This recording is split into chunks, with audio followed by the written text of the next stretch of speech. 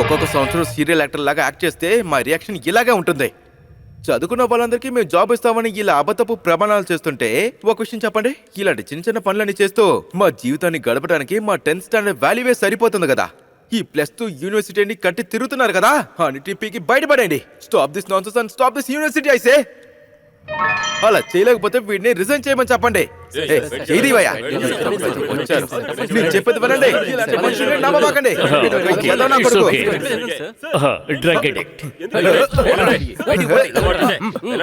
ఏయ్!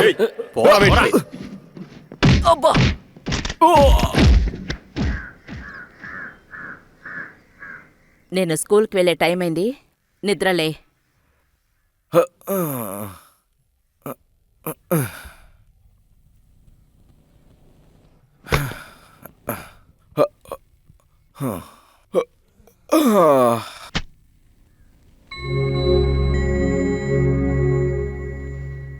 నేనొక టీచర్ని. స్కూల్లో పాఠాలు చెప్పడానికి వెళ్తుంటే మీ అబ్బాయే స్కూళ్ళు చదువులు అక్కర్లేదంటున్నారు. ఇక మీరు మాకు పాఠాలు చెప్పి ప్రయోజనం ఏంటి అని అడుగుతున్నారు. చిన్నపిల్లలు ప్రశ్నించే స్థితికి తీసుకొచ్చావు. మిగతా తల్లిదండ్రుల్లాగా పిల్లలు సంపాదించుకొని తీసుకొచ్చి ఇంట్లో ఖర్చులన్నీ భరించాలని నేనెప్పుడైనా నీతో చెప్పానా? లేదు కదా. మరెందుకురా రోజూ నువ్వు పేపర్లు ఎక్కేలా చేస్తున్నావు? ఉప్మా ఉంది, ఫ్లాస్క్లో కాఫీ పెట్టాను. నువ్వు వెళ్లే ముందు తినేసి వెళ్ళు. ఖర్చులకి కాస్త డబ్బు కావాలి. నా దగ్గర డబ్బులు లేవు.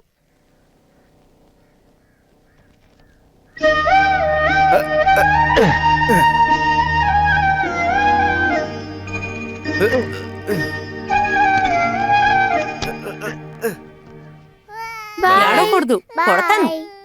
అక్కకి టాటా చెప్పు. ఇక్కడ చూడు, ఇలా చూడు. అరే, నువ్వు ఇంకా చిన్నపిల్లడు కదా, నువ్వు వెళ్ళకూడదమ్మా. నేను కొడతాను ఏడుస్తూ ఉంటే. ఎందుకు కొడుతున్నారు? చూడు కిచ్చా, ఉదయం నుంచి తన అక్కతో స్కూల్ కు వెళ్ళాలని అల్లరి చేస్తూనే ఉన్నాడు. ఎంత చెప్పినా వినట్లేదే.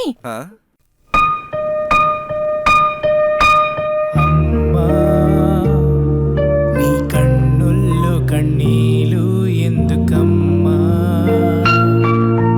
ప్రేమ పంచుతా, ప్రాణం పేడతా, ఆడుతా